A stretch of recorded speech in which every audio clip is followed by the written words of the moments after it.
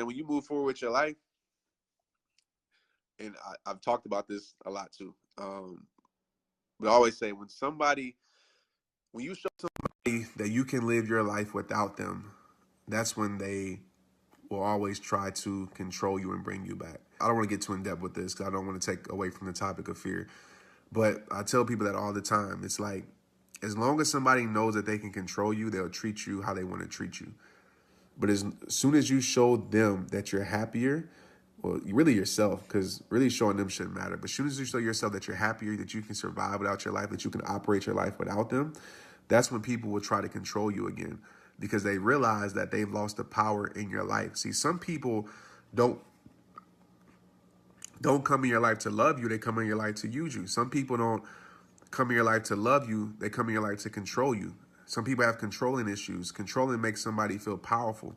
Controlling makes somebody feel significant at times with people. And so when they can feel significant, when they can feel powerful, they will try to control you. And so when they feel like they lose control over you, that's when they'll do anything to bring you back. But think about that, man. When you're trying to move on with your life from toxic people, realize that a lot of people will try to do that. They'll try to bring you back because some people are addicted to controlling people. It makes them feel alive, right? It makes them feel significant. It makes them feel powerful. And they want to control any and everything they can control. You see that a lot. You see that a lot with bosses. You see that a lot with just people in general. And it's sad, man. Like, the thirst for significance is real these days. The thirst for power is real these days with people. And so you have to think about that as you move. The only way you're going to change fear is if you pray for it. For one, pray that God give you the strength. I do that before I do anything.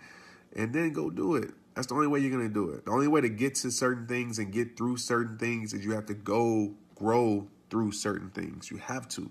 There's like no easy magical formula that's going to make that erase out your life. And like I said, the more you do it, the more you'll realize, like, every time fear comes up, fear will lose power over your life, right? It won't be as strong anymore. Have you ever, like, maybe you never did it, but have you ever seen somebody like there's ways to get into the water, right? Some people just go jump in, like, I'm jumping in. But sometimes when you test the water, right, and you realize how cold it is or whatever like that, or like you're about to jump off a diving board, and the more you go to the edge and stop, it's like it builds like the wall even stronger. And so now you have to find like more confidence and more meaning to like overcome this wall. But if you just go out there and just do it, just jump in, full body, just go do it. Don't even test it. Just go do it. Don't even think about it. It's a lot easier to do. But the more you come to the edge and stop, right, the harder it is to actually take the action to go do it. And so you can use that same application to your life. Like, the more you finally find the guts to do it, but you stop, it's going to be hard to actually do it. So just go jump in. Full body, baby. Don't test the waters. Just go jump. A situation happened to me. I'm not going to get into depth. I'm not going to get in depth with it, the situation, but it's somebody I trusted, and they basically took advantage of me. Took advantage of my trust, business-wise, stole some money, out the country. I'm not going to get too in depth, but if you kind of realize, if I connected with somebody out the country recently, you can, add two and two together.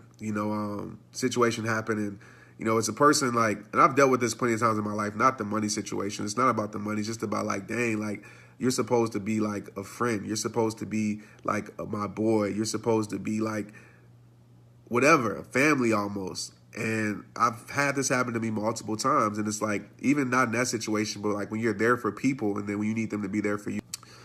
This is just the reality of life. Loyalty is rare. It's crazy how you can be there for everybody. But when you need somebody, nobody seems to be there. Fake people don't surprise me anymore. Loyal people do. It's like, no matter how much you were there for their struggle, when you go through yours, don't be surprised when they forget about you. But that's life. No matter how good you are to them, doesn't mean they're going to treat you the same. No matter how much they mean to you, doesn't mean they're going to value you the same. It's always the ones that said they would never change that end up being the main ones that change. They go from being real to acting strange. They go from giving support to giving pain. It's insane how you can do so much for a person and yet they still feel comfortable talking down on your name.